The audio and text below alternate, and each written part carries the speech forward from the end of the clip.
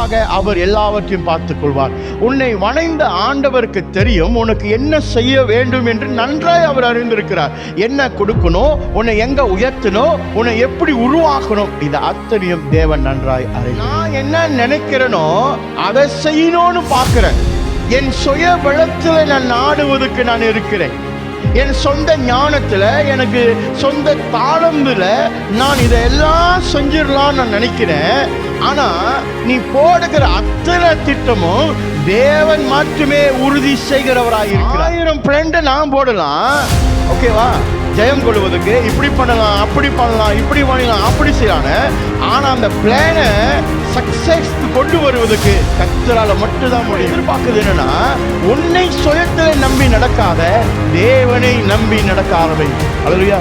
Trust God in whatever you are doing.